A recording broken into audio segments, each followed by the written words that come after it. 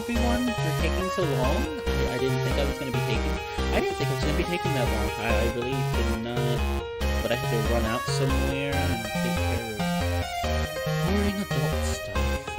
But at least everything else.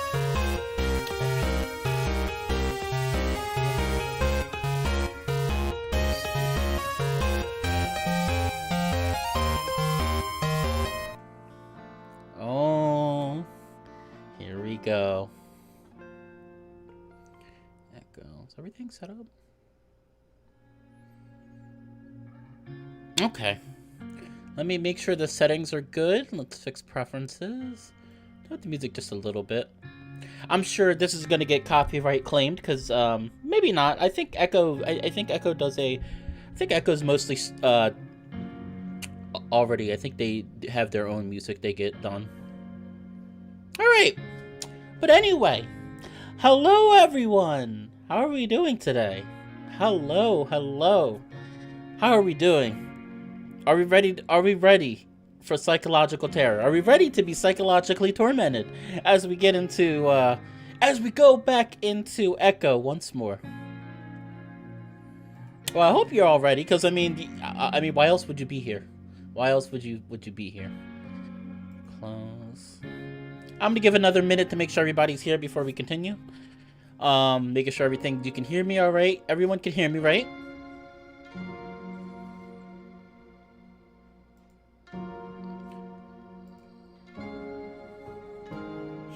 I did notice for the I was looking at my a few days ago, I was rewatching my Beast live stream. For one, I made a mistake on it, which I will fix later. But besides that, I realized that my voice was extremely loud and a little messed up, and I apologize. I apologize for that. Cause I can't, like I said, I use a USB mic and it's not as good as I would like it to be, but it does the job well enough. But like I said, I'm gonna give about another minute, and then I'm gonna keep going, just making sure that everybody is all here.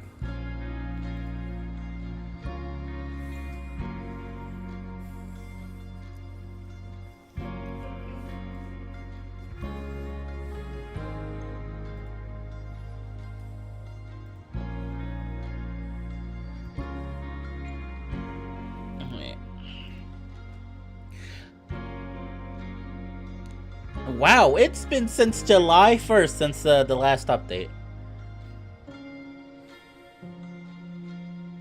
Well, I think we've waited long enough. Once again, I'd like to inform people. Once again, I'd like to inform people that I do not play these at all. When I live stream a visual novel, I do not play it at all before I come here. So I don't know anything that's going on. I literally skip through everything. Every single thing I skip through just so I can get the CG, images to literally make something out of them. That's it. So I don't know anything that's going on in this. I picked out the 3 CG scenes for this episode, or for this part, and chose the one I liked the most and made something out of it. But I've waited long enough. We're gonna get started right now. Alright, so we're starting now. I think I've given everybody enough time to gather around. And I'm not gonna read this because this is where we left off. So I'm excited to get back into this. Almost excited I am for Interia and in the Ad Astra sequel, not sequel. Devin sighs as he watches Artie squat down behind his Jeep, examining the wheels bounced above the cracked and dusty asphalt. Shit, how'd you manage to do this? Looks like you literally drove straight off the road. Devin sighs deeply as he stands next to Cameron, practically fantasizing about getting into the beat-up sedan and escaping this hellish town. They're so close to getting out of here, and the bear just wishes he could pick them both up and toss them into the car. Sure, he could technically do that if he wanted to, but that obviously isn't a reality. He just knows that to go against Cameron's wishes right now would be devastating to the coyote and the relationship. All he can do is ride this out and hope that they'll be on their way within the hour. Devin notices the silence after Artie's question, and the cat is looking up expectantly. Not wanting Cameron to be put on the spot, the bear clears his throat. We thought we saw something on the road and swerved. It was probably just a rock or something. Artie looks back at the road where there definitely isn't a rock. Dev sees Cameron rub an arm self-consciously out of the corner of his eye. It was in the middle of the night, so, you know, shadows and shit. Huh, hard to imagine you overacting like that, Dev. Glad you guys are okay, though. Must have been rough looking at how deep the tires went. It was. Hey, how long do you need to recharge for the drive? I can take the wheel if you're too worn out. Ha, right after you crashed your own car. It was the middle of the night. Hey, I'm just playing, dude. Chill. Artie raises the brow at the bear, glancing at Cameron. You guys alright? Kind of feels like I walked in on a fight or something. Dev massages just above his eyes with a thumb and middle finger. No, I'm just really tired, man. We were up most of the night. Artie then looks to Cameron, waiting for a response from the coyote. Dev tries not to bristle at the implication that Cameron might have a different response.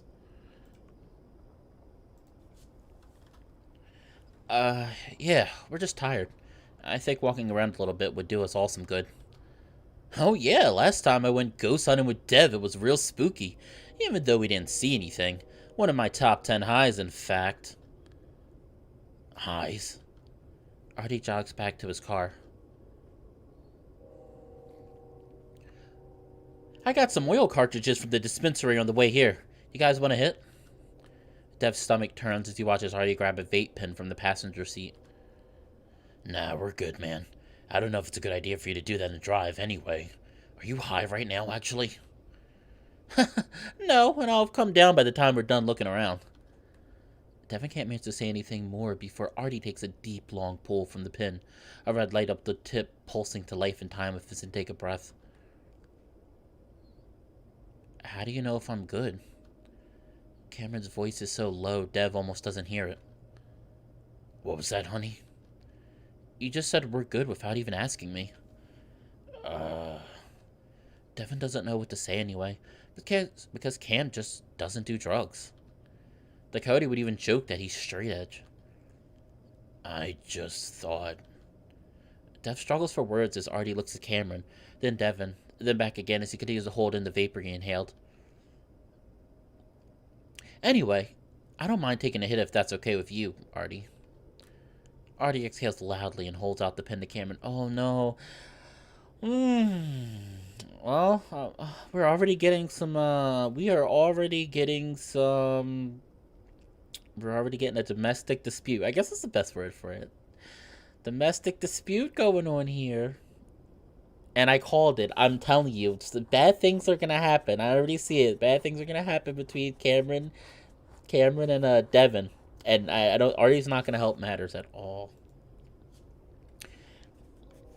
Artie exhales loudly and holds out the pen to Cameron. Yeah, of course, dude. Dev stares. Oops, sorry. Dev stares incredulously. Oh gosh. Hold on.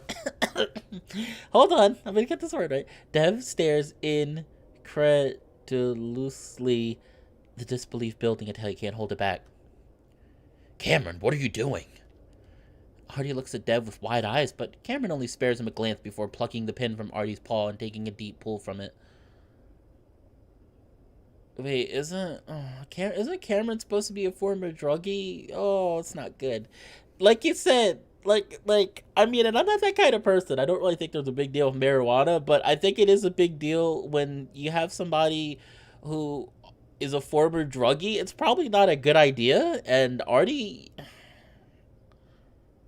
But you know what? But I wonder if Artie knows about Cameron's issues or not. I wonder if he does. Because if he does, that's a really stupid move on his part. Dev stares at the pulsing red light, then at Cameron's face, whose eyes are closed. Dev can't tell what Cameron's thinking right now, but whatever it is, Dev knows this isn't the behavior of the coyote he's gotten to know over the years. It's juvenile, and Cameron is usually more mature than the bear when it comes to stuff like this. Okay, I'll just play along like everything's fine between you two. Either way, maybe we should just go. Dev feels his chest loosen a bit with relief at hearing those words, at hearing some sense from someone other than himself. But Cameron frowns and opens his mouth. Instead of words, he begins to cough explosively into his elbow, seemingly unable to catch his breath. Hey, you alright? Dev walks over to Cameron, rubbing his back. Yeah, that's normal, especially with a big hit like that. You handle your weed pretty good. He doesn't smoke weed, dude. That's why I assumed. I smoked plenty back in high school. Never hit one of these, though. Cameron seems to be catching his breath finally.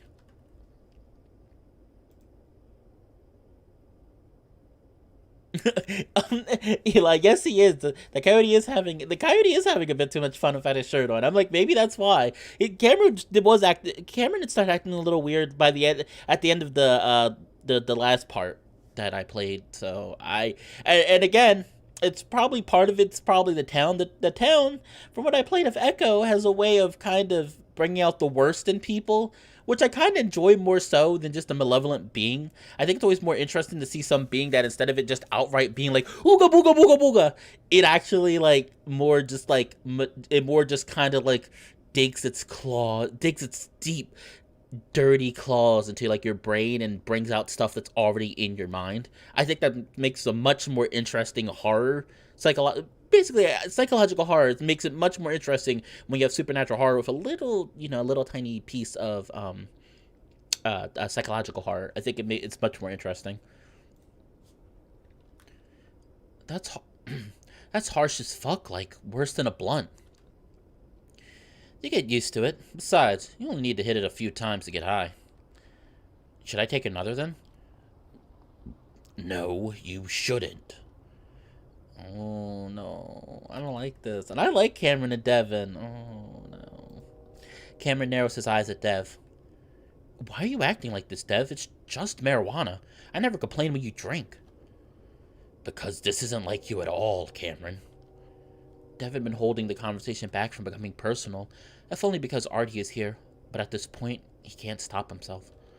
He's starting to wonder if all of this goes deeper than he'd like to think. In the awkward silence that follows, Artie quietly takes the pen from Cameron. Well, I think one hit is good for now, especially if this is your first time smoking in a while. Let's see how you feel in 20 minutes. He pauses and tilts the pen in his paw towards Devin. You sure you're good? I know we only got high together a few times, but I don't want you to feel left out. No, it's not my thing. Devin looks at Cameron. You told me back in college that it wasn't your thing either. That's the only reason why I said we were good. Sorry, man. No problem. It's just been a while. So why not have a go, right? Dev sighs loudly and folds his arms, shaking his head in resignation. I guess so. Artie quietly takes another hit of the pen before tossing it back into the car. If it makes you feel better.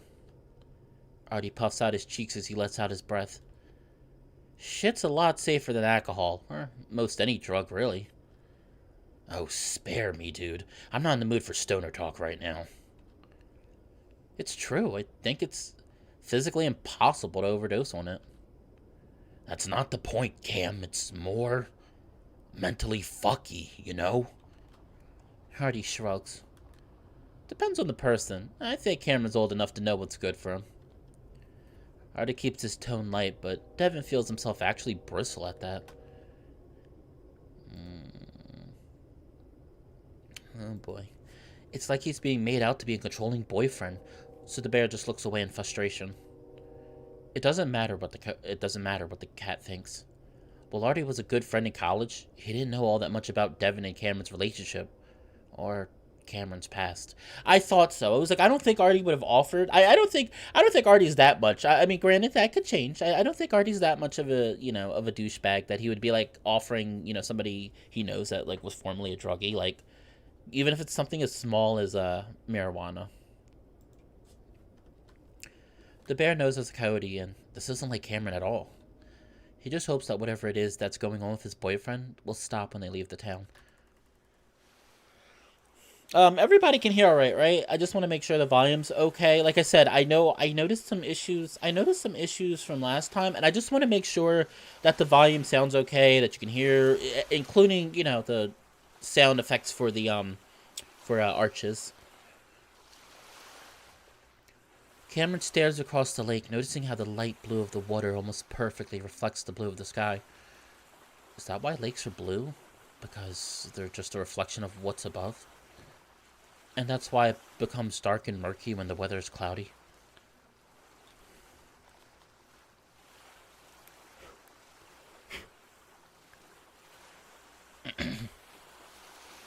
Oh shit, that's crazy. This seemingly profound realization of what makes Cameron... Oh. Hold on, everyone. Sorry about that. That's my phone. I'm sorry. I'm sorry. That was my phone. Okay. Yeah, I just want to make sure, as long as you can... I was gonna say, you're right, and you're right, Patario? Hopefully I said that name right. And you are right, I do need to finish Leo's route. That was actually the first route I was playing. I'm almost done Leo's route.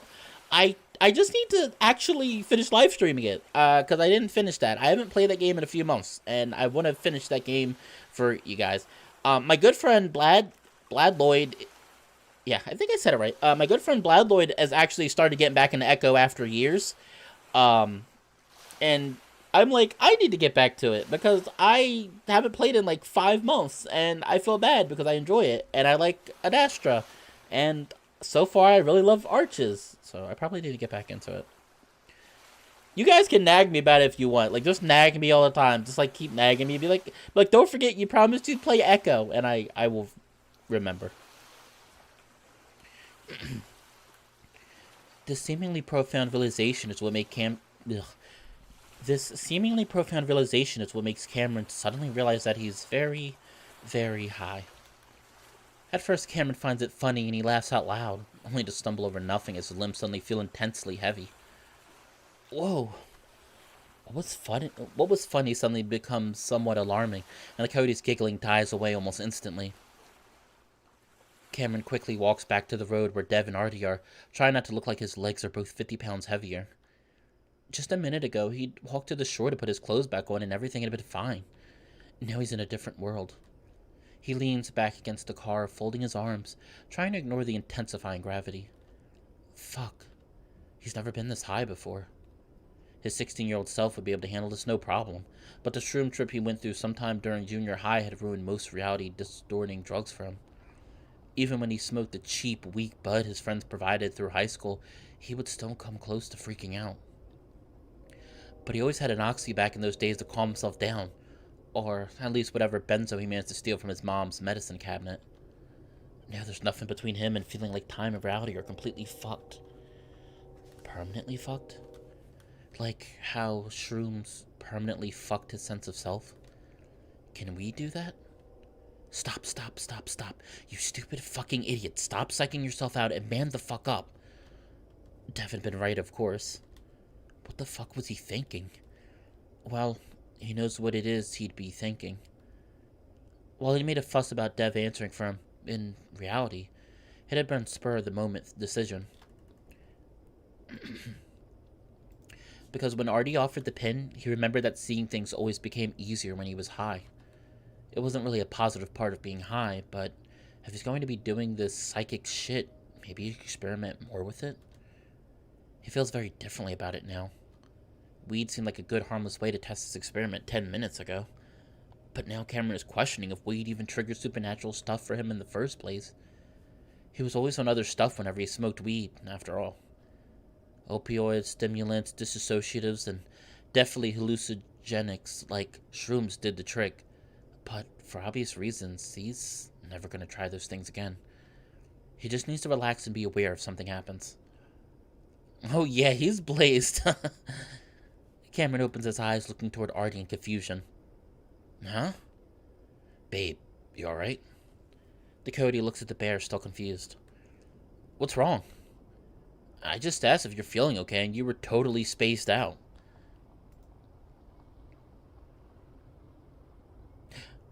Ooh, thank you for informing me that, Patario. Thank you for that. I did hear Leo was a good first route to start, and I was glad because I wanted to play his route first. But it's nice to know that there is a certain way to play the routes because I honestly am not sure if I would have went right to Carl. I was thinking about going to Carl. I was debating between Carl or Jenna. But I am glad that you told me that. So next I should do Carl. So Leo, Carl, TJ, Flynn, and Jenna. Okay. All right. I will keep that. I will definitely keep that in mind. I will make sure I remember. I try to remember that. Artie, just stop freaking him out. Everything's fine. All right, Cameron. I am fine. It's you acting like something's wrong that's freaking me out right now. We are kind of being buzzkills, Devin. You got water? Let's get him a drink. Devin takes Cameron's paw. Sorry, let's get water. Okay, honey? Seeing Dev transition from frustrated to concerned immediately makes Cameron feel better. While he acted rebellious to somewhat disguise his intentions, he doesn't actually want the bear to be mad at him. He'll explain it to Devin later why he did this if it actually ends up working. Just telling him right now, with Artie right there, would be way too complicated for his brain right now. Jennifer last. Oh, I'm kind of sad. Because right now, I didn't like Flynn. Flynn was like the least likable character to me so far in the, in Echo. Out of what I've played of it, which granted, it's only most of Leo's route. But I really don't like Flynn. I don't like Flynn at all. Leo, if I probably had to put my top 3 in order, it would be Leo, Carl, Jenna. TJ's okay, but TJ's okay, but Flynn I don't like at all. TJ's all right, but I really do like Leo and Carl, and then Jenna's nice too. Drugs hold a lot of baggage for him, like they would for any former addict, and Cameron doesn't doubt that Dev is not pleased in the slightest with what he's doing right now. For now, he squeezes Devin's paw in his own and smiles as the bear squeezes back. Cameron giggles. Holy shit, I've never been this high before, and that was a single mouth hit. Oil cartridges are insane.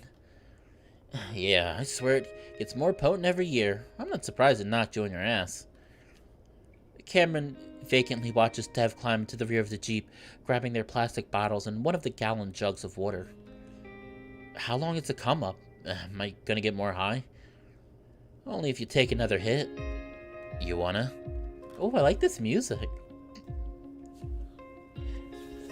Flynn is legit best boy? Oh, what? Where did you get that from? Vitario? No. No. I don't like Flynn at all. Maybe you see something in him that I don't, but no, I do not. I did not like Flynn. Out of in Echo, I hated Flynn. I hate him. Oh, what do you see in him? I even told my friend, my friend, Blad Lloyd, which I'm sure most of you know, I told him, I was like, I can't stand Flynn. I do not like Flynn. He is. That's why I don't like him. He's an asshole. I hate him. I do not like Flynn at all. Leo has issues too, like bad issues. Don't get me wrong, and I'm noticing that as we play through his route, but it's a little more understandable because it's, you know, he's so deeply in love, but Flynn doesn't have that excuse. No. I don't like Flynn. Go away. Go away. I don't know. Dev looks up from unpacking their... I really like this music, by the way. I really gotta find out... I wonder who made this music. I would love to get this person for some soundtracks. If anybody knows who the composer is, let me know, because I actually do need some songs for some songs for some videos I'm making, as well as some new intros. I would love to get something like this. I think this would be a really good soundtrack for my streams my streams haven't started yet. Dev looks up from unpacking their food and water, biting his lip, but Cameron shakes his head. Nah, I'm good, just wondering. So just relax, you'll start coming down within an hour. That sounds good. Well, one time I did shrooms and I was stuck in it for 8 hours. It felt like forever, like literally forever. No thanks, that shit freaks me out. I'm not into that stuff that changes you for good, you know? Yeah, it definitely changed me, and not in a good way. I mean, some people change for the better, but others just kind of end up mentally fucked up, and that was me. No shit, what'd it do? Just the idea that a few nasty tasting mushrooms can just change your entire universe makes everything feel fake, I guess. Like, everything that makes us who we are, our brain signals or whatever, can be so easily manipulated.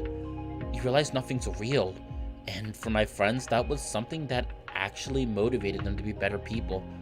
For me, I just cared less and less. The weed is making him open up about things he normally wouldn't, and Dakota isn't sure if that's a good thing. Sure, it opened up my mind, but no one ever tells you that you can't close it when you're done. You can't ever close it. I should have listened when they told me I need to be in a good place for it to have a good impact on me. I wasn't in a good place at all. The stress of the past day on top of remembering that traumatic event makes Cameron's eyes well up. Probably also because of the weed. Hey dude, you okay?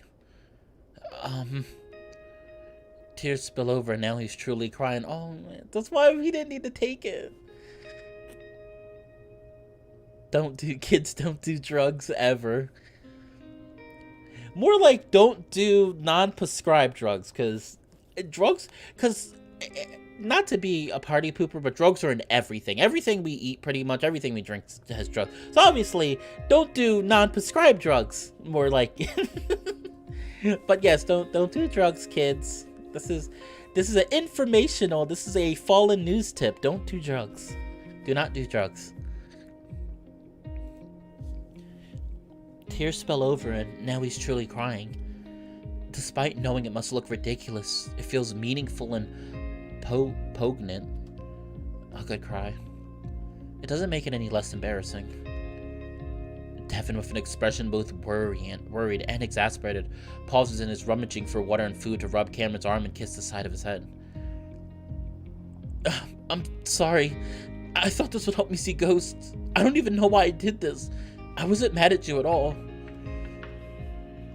Devin studies Cameron closely for a moment, and Cameron's blood runs cold at the thought for... Hold on, everyone. Devin studies Cameron closely for a moment, and Cameron's blood runs cold at the thought that, for whatever reason, what he just said is fucked up enough to make Devin question why he's with this with the crazy canine in the first place. But Dev quickly goes on as if Cameron didn't say anything. I knew what you mean, Eli. I knew what you meant. I was poking fun at you. Like, I think most people, understood what you meant. I knew what you meant, though. Sit down and have some water, honey. He holds up a green plastic bottle filled with water, and Cameron drinks from it loudly. And food. Devin pushes a bag of jerky along with a box of cheese crackers towards Cameron. Ugh, jerky. Ew. No, I hate jerky. Ugh, jerky, Devin. I'll take the cheese crackers, not the jerky, though. Ew. Why is Devin always so nice when he's such a dick? Thanks, Devin. I'm sorry I'm such a piece of shit. What? Honey, where did that come from? I know that's something you wouldn't say, but I'd rather you tell me when I'm being awful. I don't want to go back to the way I was. It's quiet for a moment. Wow, this got you that fucked up, huh? That's all you gotta say, Artie. Dev doesn't sound angry at Artie anymore, much to Cameron's relief. Just very tired. Still, this is all pretty standard stuff, especially when you got low tolerance. And I'm not trying to be a dick when I say that I'm actually a little jealous. Correct me if I'm wrong, Cam, but it looks cathartic as hell. You're not being a dick. It's just not a smart thing to say right now, Arturio. Art's right. I feel really in touch with my feelings right now. And Cameron absentmindedly shoves a cracker into his muzzle and stops, The salty, savory flavor is so satisfying he has to use all of his focus to appreciate it. Fuck, that's good. Arturo laughs. Cameron shoves a strip of jerky that's slightly seasoned with hot sauce into his mouth, combining the flavors, and he moans again. Devin sighs in a defeated but an accepting sort of way. That makes Cam feel even better, that even though he did something stupid, Devin seems to understand. Hey, let me in on some of that. Alright, but eat slow. This food is for survival, not for your munchies. We'll be out of here by noon, Dev. Relax. Devin sighs as he leans up against the tailgate, covering his face with his paws, then grunts with annoyance as he has to move to let Artie by. Trust me, I'm trying. Oh, gosh. Look at their eyes. Oh, no. Oh, no.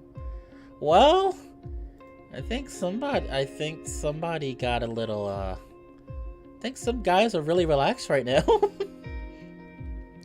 Seeming to disregard Devin's advice to take it slow, Artie starts cramming jerky into his muzzle, moaning like Cameron.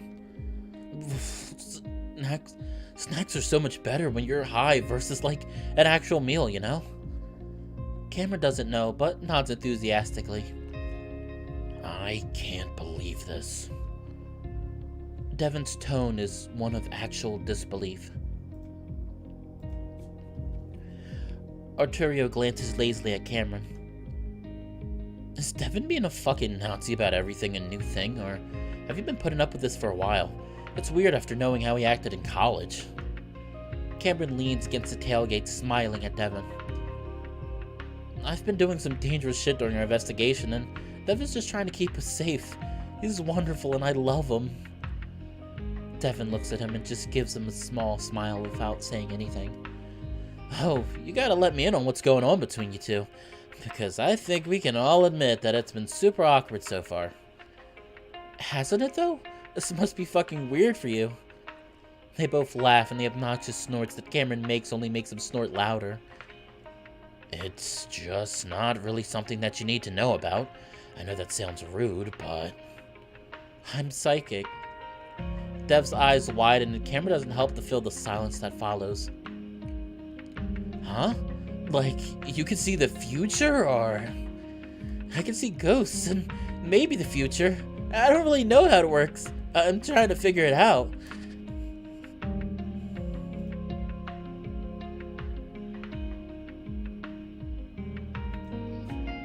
Cameron hadn't really given it much thought, but seeing the future seemed to be a part of it. Dude, that's fucking awesome! Devin shifts around, and Cameron can tell he's not exactly happy about him talking to Artie about this. He has to wonder why.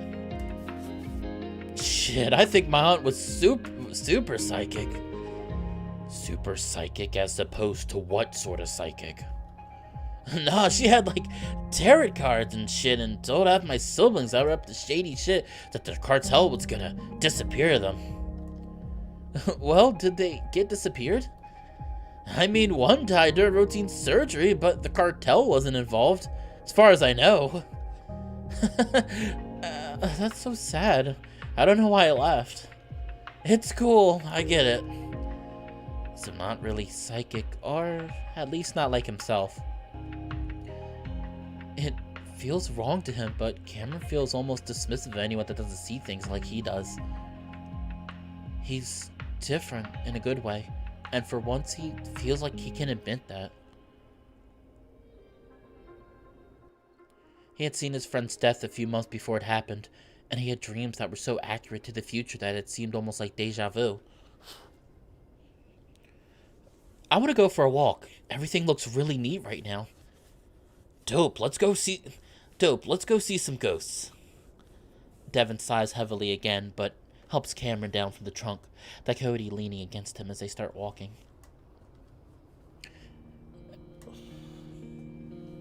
Hold on, everyone. I need to take a sip of something. I am getting thirsty. Voice acting is hard work, you know, even if it's novice voice acting.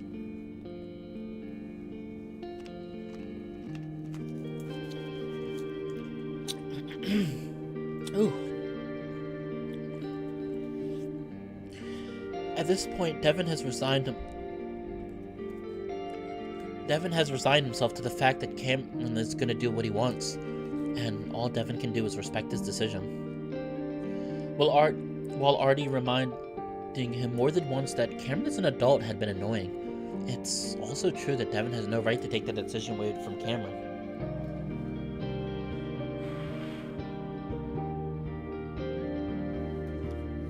Still, there's a part of him that's hurt that Cameron would disregard his own feelings on the matter, especially after opening up to him by the lake.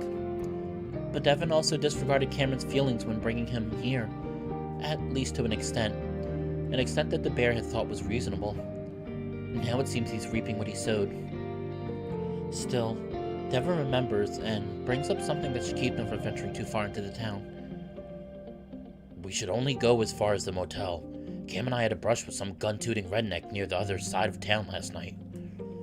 Whoa, really? Cameron giggles. One yelled at us from really far away, and Dev ran so hard he got a gnarly cramp in his thigh. Again, he had a shotgun. Doesn't that bother you guys?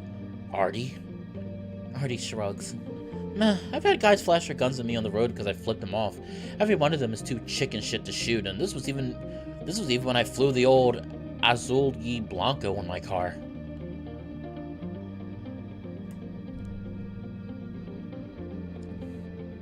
Well, luckily for you, people here don't even know what that is.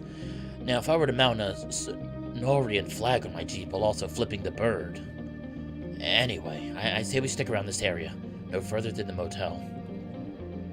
You should be more careful though, Artie. I swear I hear a road rage story every few months where someone gets shot. Honestly, Cam, if that's my fork in the road, I say let it happen. You gotta live, and if that involves getting shot on the freeway because you made fun of someone's driving, then so be it. Is it really a fork in the road if the other option is death? Yeah, one of the roads just leads to a dead end or something. I don't know, I'm high as hell right now. I think the metaphor is more appropriate for longer-term consequences, though. Devin just smirks at the meaningless banner about fork-in-the-road metaphors that must seem so profound to them right now.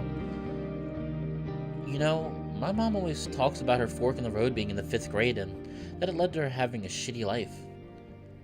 Seems kinda young to have a decision like that come up.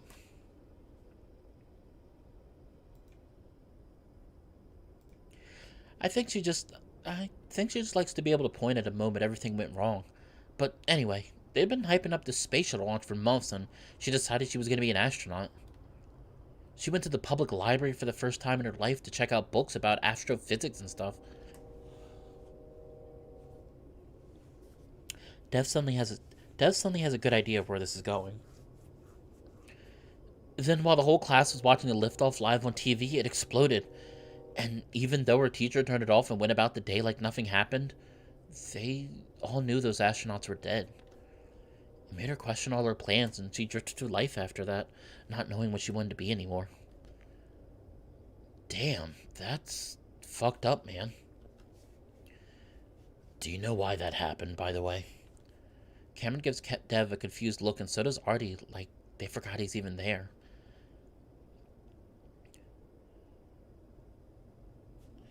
Why my mom didn't know what to do? It's because she watched clips of smiling, waving astronauts getting on a space shuttle that then exploded live on TV. Devin sighs, realizing he needs to make things more clear for this high version of Cameron. No, I mean, why that space shuttle exploded. Because rockets and fuel can cause explosions, right? No, well, yeah, but mainly. Dev refocuses his train of thought. It's because they didn't listen to their engineers. You know, the people that stand between you and a pancake shopping mall, or a freeway bridge collapsing during rush hour, or an exploding space shuttle. Dev raises his brows meaningfully at Cameron, though, weirdly enough, he realizes that he's mainly talking to himself. Always listen to your engineer. His half-assed attempt at making the conversation about listening to his advice quickly backfires, though.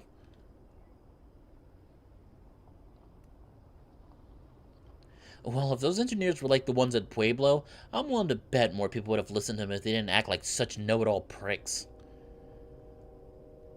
Someone's still sore from having to drop out of their major. Fuck you too. Hey, come on guys, we're feeling good right now. You know, Artie, I've dated an engineer for 5 years now. They gotta talk down to you to do their job. Cameron walks against Devin and playfully nudges him with the shoulder. Even though Cameron is playing along with what Devin started, hearing his boyfriend say that actually stings a little bit. Babe, I don't talk down to you. I don't mean to, anyway. Arturo makes a face and Dev does his best to pretend like he doesn't see it. Hey, I'm just kidding. I agree with you. If people let disasters happen because they're too proud to listen to experts, then fuck them. Maybe if they had, my mom would be on the space station right now. Maybe. Mistakes happen, though.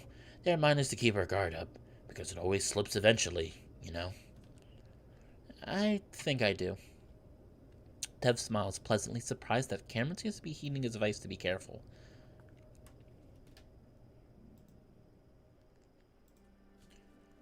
For the first time in a day, he finds himself starting to relax a little. The end of this bizarre nightmare is in sight. They're already starting to circle back around to the car. You know, it's kind of amazing to think about how you two were still together. That brings Dev out of his Bavaria rather quickly. Why is that?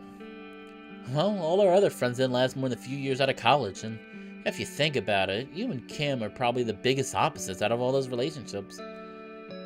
I think the most important thing in a relationship is getting along. If you can do that for 99% of the time, you're probably set.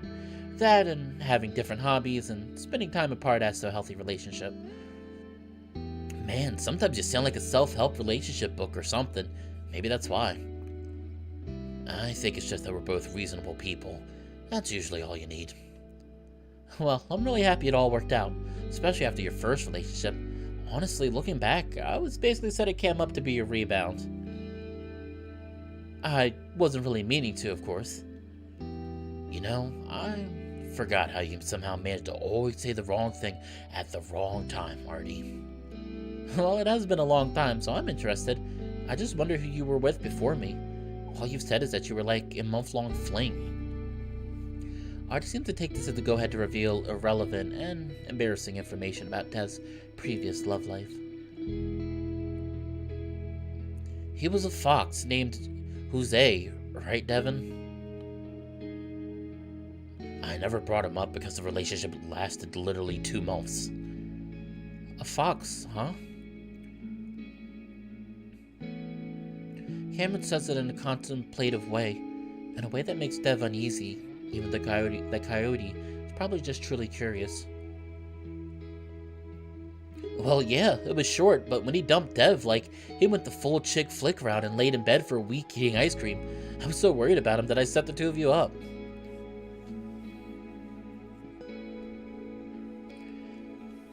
Devin's muzzle burns under the fur, even hotter than the heat of the desert. Why did I ever tell you anything in confidence? Well, it's more like I saw it, like the entire dorm did. Is that true, Devin? To Devin's dismay, Cameron sounds genuinely interested now, combined with a genuine degree of concern. You seemed so put together when I first met you. Dev avoids answering. It wasn't you that set us up. You mentioned me to your girlfriend's friend who happened to be Cameron's friend. She set us up. Yeah, you can word it how you like, but if I didn't remember them mentioning the super hot guitar coyote, too bad he's gay, dude, who knows where you'd be now. Yeah, that's me. And less than a week later, I knew it worked because I walked in on the two of you fucking. Oh god, why are you bringing that up? Yeah, why? Because it was funny. Besides, I walked in on like a dozen people going at it at some point. Hell, back when the university library was open 24/7, you had a 50-50 chance of walking on a pair of rats getting on at 2 a.m. Arturo prattles on to Cameron while Devin sulks behind a bit. The bear finds himself wishing he'd been the one to tell Cameron about all of that. The way Artie described it made him sound unstable in a way.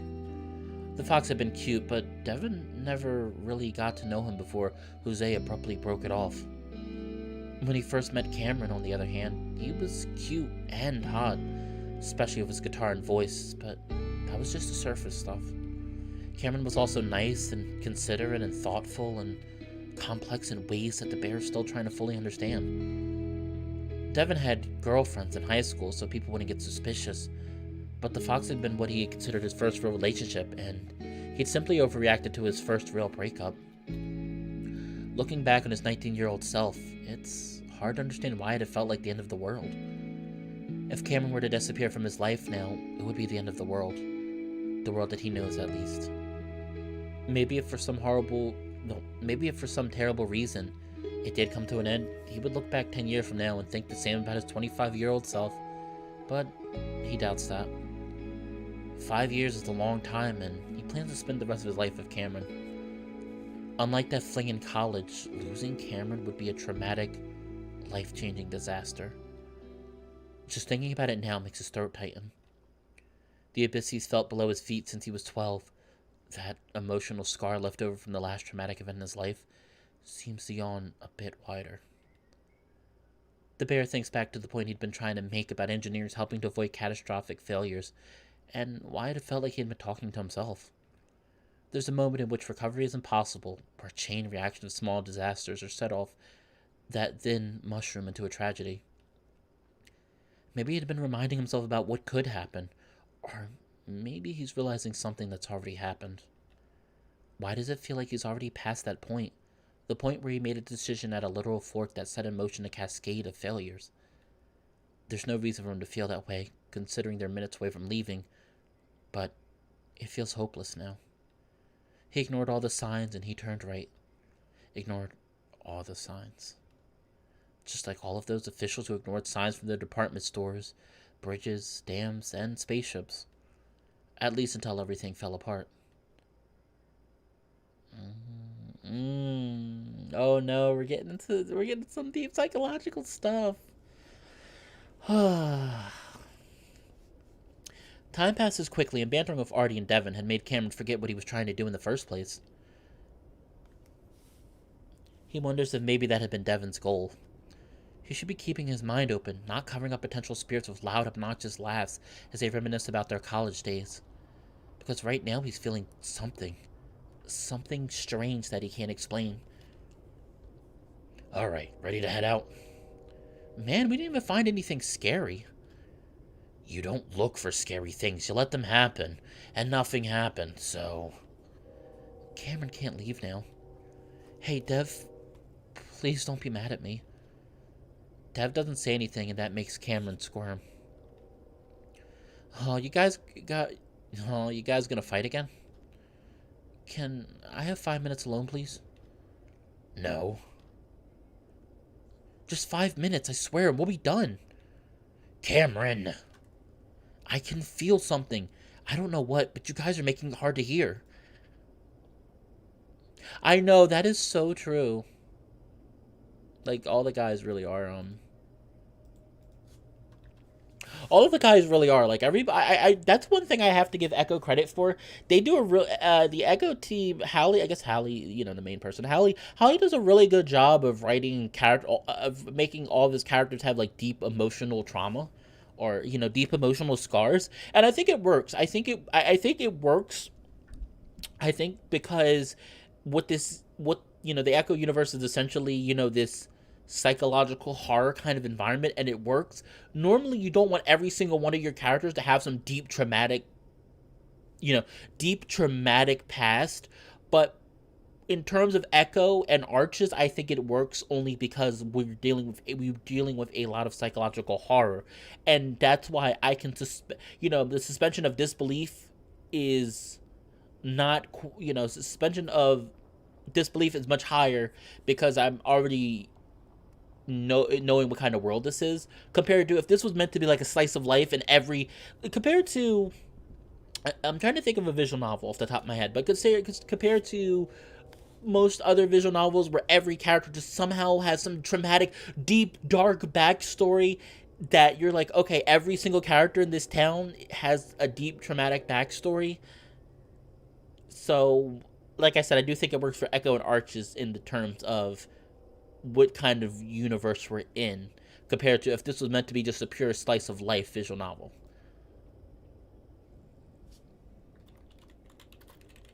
Sorry, everyone, hold on. I'm responding to somebody right now.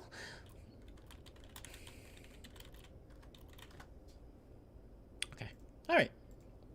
Anyway, and like I said, if people don't agree with me, like, you can tell me. Like, if you don't agree with me, that's perfectly fine. Like, this, this is a free environment. You can, say if you agree or say if you disagree. But that's just my opinion. Like for example, like, you notice something like Adastra. Like Adastra, the MC, granted, the MC doesn't have a lot of personality, but they don't have any deep traumatic backstory. They're just a generic college student who just ends up in a universe spanning conundrum. So it's a little bit different. But, you know.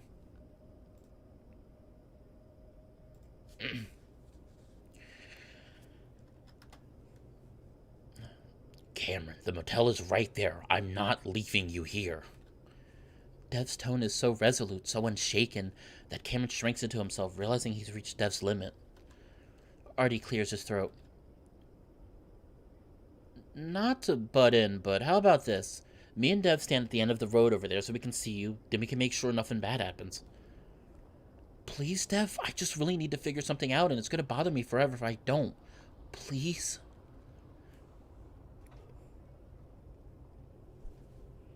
Dev is clearly taken aback by Cameron's intensity, which had been Cameron's intention.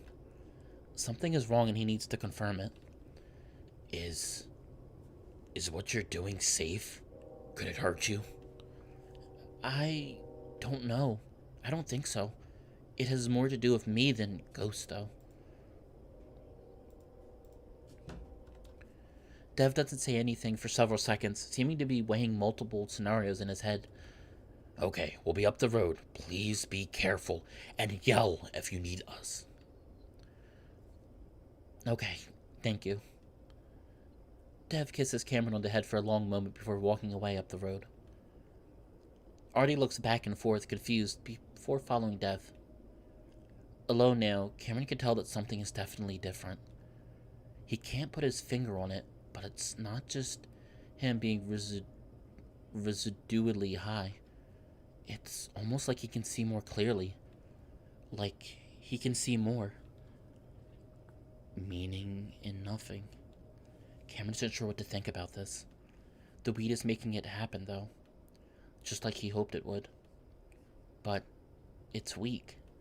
He can hear the voices of those who have passed, just barely playing along the wind. For just a fraction of a second, he thinks of trying opioids just once more, and how that would truly help him see things. Oh no. Oh, I don't like this. The thought leaves him feeling physically repulsed to the point that he almost retaches, the visceral reaction surprising even him. 3 years of substance abuse, the death of his mother, the deaths of his friends. He vividly remembers those 2 weeks when he quit cold turkey, hiding away in his friend's basement in a pool of sweat, shaking, having every bathroom issue possible, wanting to rip through his fur skin, to run into the street, to run into a car. He cried constantly. He hated himself. He was worthless. He needed to die.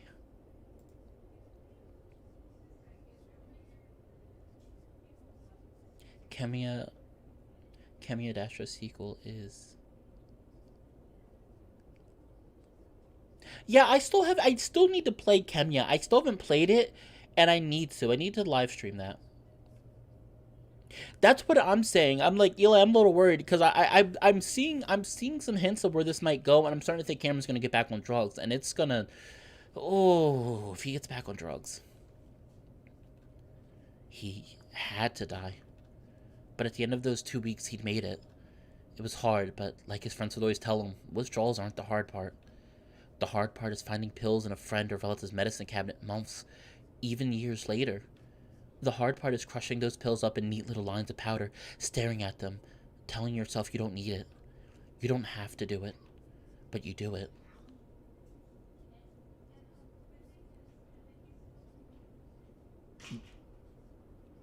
You always do it. No matter how many times you get clean.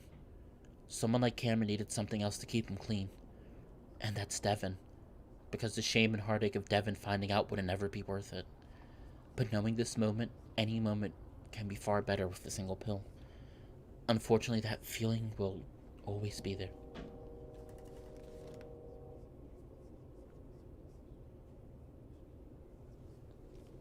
So no, this is stupid, and he won't touch drugs again. Not even weed. The window. Ooh. By the way, this is the thumbnail that I changed up a little bit. You can probably tell. At first, Cameron was only surprised. This is something he hasn't seen in months, not since October of last year. But still, he kind of hoped this would happen. This creature, this manifestation is somehow connected to his abilities. He'd always thought it to be a mental illness. But now that he knows there's something more to all of this, maybe it's a sign, a harbinger of sorts that might lead him to important visions. Still, something about it is especially unsettling this time. Something is wrong. Something is different, and it's more than just a raincoat monster appearing. Arches and half circles. His train of thought cuts off as he notices a barely discernible movement from the creature. Aside from a handful of moments in the past that feel like glitches more than anything else, the creature never moved. It was always like a cardboard cutout. It's no longer cardboard, though. It's breathing. What's happening? He's not thinking right. This thing isn't part of Echo. Cameron knows that. So why is it acting different, more alive, as if the town is amplifying it? Maybe it's just the setting, his nerves, the weed. But now he's realizing how strange it is that he's been so relieved to find out he's psychic. Doesn't he still have problems? It's not like all of those issues were just solved. Are those the voices of the dead, or something else? Are those ghosts, or hallucinations? Is there a difference? Suddenly, a whole new wave of anxiety washes over the canine. Just like that, he's not sure about anything anymore. He'd had such a beautiful, life-changing epiphany, and now he looks up the road toward where Dev and Artie are, but they're not there, and Cameron stares, wondering what's real anymore. He looks back at the monster standing in that window. If it is a harbinger for something important, he should go into that room. Otherwise, he'll just leave here knowing he's crazy, knowing he's on the verge of a fucking psychotic break. Oh, damn it, what am I doing? And then he's moving for the window, for that monster. The whispers growing and the distortions twisting. Oh no, where did he go? Oh no. Cameron, don't do it. Oh, Cameron, haven't you seen horror movies? Cameron's gonna die. Somebody is gonna, I'm calling it. Somebody is gonna die. I'm in this vision novel, at least one of these three is going to die. I'm calling it now. One of these three is going to die. Devin watches his boyfriend in the distance carefully, feeling his anxiety come down a bit as Cameron just seems to stand there. So, what's the deal, man? You know what I'm talking about. What happened? Did he see some fucked up shit earlier? Because you seem really, really worried. For a moment, Devin is glad Artie cuts himself off, but then... Hey, what the fuck? Ah! Artie is already running up the road toward his car. Devin looks and sees a man standing next to the car with the hood up. Oh, shit. Devin isn't sure what to do at first. Either go to Cameron or follow Artie. Cameron seems oblivious in the distance, which is probably for the best, and it doesn't look like the man is carrying any sort of weapon, so deciding his friend is going to need help, he runs after Artie. Oh, shit. I know, that's what I was saying. Harmony, never split up. Oh, this is going to turn out bad. Dev runs up to the car just as the old weasel-looking man headbutts Artie in the face. Oh, shit. Oh, fuck, son of a bitch. Artie stumbles and falls on his ass. Hey! The weasel regards him coolly, seemingly not bothered by the fact that he just used his own face as a battering ram. Hey. Dev doesn't know what to say. Mostly because he doesn't know what the guy just did. Why the guy just did what he did. Meanwhile, Artie moans to the ground, a paw to his forehead. That at least gives Dev a starting point. You can't just fucking do that, man. What are you doing? Adjusted things. He shows off a pair of pliers. Devin can hear his heart pounding in his ears as he sees a toolbox bounce on the bumper. Why? Give me the... Devin starts to step forward to take the pliers from the man, but a flash of light blinds him. Oh shit! Oh no! What happened? What's going on? Oh Oh my gosh. Oh, that's not good. It's not good. Dev had never been hit before, not as an adult at least. His size usually deterred anyone from trying anything, and it normally didn't get into these kind of situations anyway. So this moment takes what feels like a long time for his brain to process. He stumbles on his feet, paws uselessly outstretched, trying to refocus when something explodes in his stomach that seems to expand like a balloon under his ribcage. The bear doubles over in shock, feeling like a vacuum is opened up in his torso before he falls to his knees. The long, strange sound of agony seems to go on forever as his diaphragm refuses to work. Only now does he realize he's being punched in the stomach as well, and why he's had the wind knocked out of him before. It's nothing like this. How was that, fat ass? Dev goes on droning in response, a small part of him considering that he might actually suffocate to death. Holy hell, man, what the fuck is your problem? Oh, you want to know? Devin, still with his face toward the ground, only hears movement above him, but that's followed by a gasp from Artie. Oh my... Oh no, that's a gun! Oh, that's a gun! What just happened? This escalated so quickly. I have a problem with sick fucks like you two dicking around in this place because you think it's funny. Dev is only now starting to get his breath back, but his eyes are locked on the gun in his face and his insides turn to water, which has nothing to do with the punch. Where were you 5 years ago, huh? Back home with mommy and daddy living in your middle-class houses? I thought you'd come out and see what the crazy meth heads are up to. How they all killed each other? The man adjusts his grip on the gun and Dev almost chokes with fear. Either the old man is going to shoot him, or he's going to do it on accident. Is this still fun? Artie's rough breathing next to Devin is the only thing that lets the bear know that the cat is still there with him. Dude, listen, we didn't mean... You listen, dude. I gave you assholes a whole fucking day to get the fuck out, but you're still here. Sit you so goddamn comfortable. Hope you don't mind being stuck here for good. Oh, shit. With that, the man turns away, sticking his gun down his pants before calmly collecting his tools, closing the toolbox and walking off the road, straight through the sagebrush. Holy shit.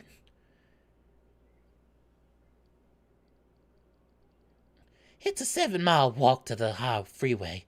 I suggest you leave the moment it gets cool, and that's friendly advice. There's much worse out here than me, you stupid fucks. Hardy bends over Devin, who slowly stumbles to his feet, hunched over, his stomach aching far worse than his muzzle, which he wipes clean of blood.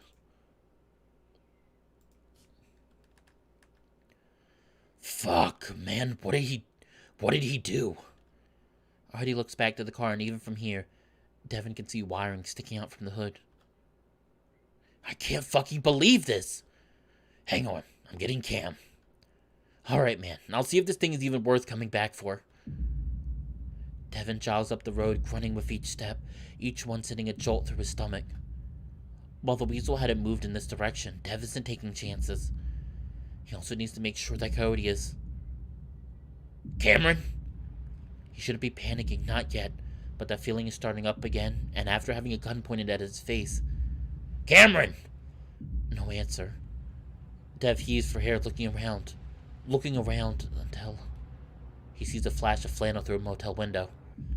He's next to it in a second, unable to fit, so he pries back boards with his bare paws. Then he pushes through and tumbles into dark, thick blackness. Oh shit. It's gonna be to be continued, isn't it? Yep, I knew it! Damn it! Hold on, I gotta save. Oh.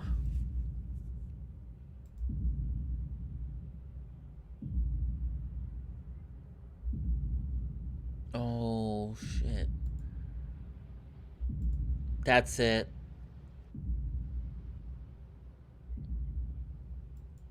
To be continued. Oh, that was so good. I can't wait. Damn it. That's the end, though. Oh, wow. Why am I not surprised? Damn, that was so good. I was like, oh, man. Oh, geez. Jeez. Well, everyone, that's it. That was kind of, that was really short. That was a rather short live stream. I'm a little surprised. Jeez.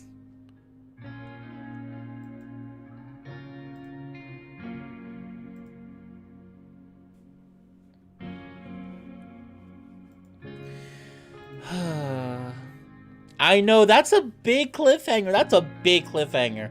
But yeah, that's it. I guess until the next month or two when we get the update.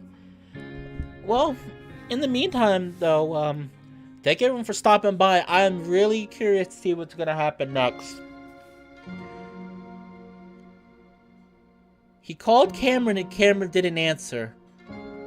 Do you think Cameron's dead or unconscious?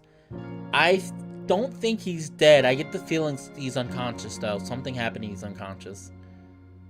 Well, this was a good live stream. This was nice. It's good cliffhanger, and I'm ready for. I can't wait for more. In the meantime, though, everyone, thank you for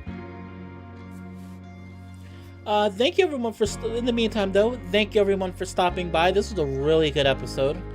I cannot wait to play more of this. I'm trying to think any live streams I'll be doing this week. I probably won't be doing any other live streams this week that I can think of.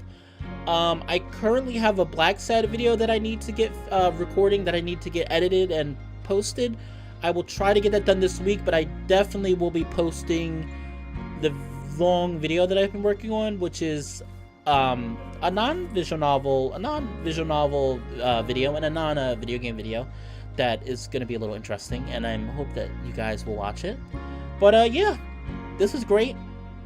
Thank you everyone for stopping by. Once again, I'd like to say, if you really enjoyed what I do, feel free to like, comment, or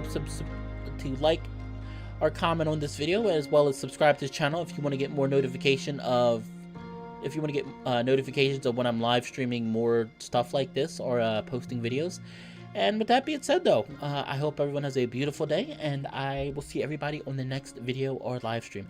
Take care, everyone. Mwah. Bye.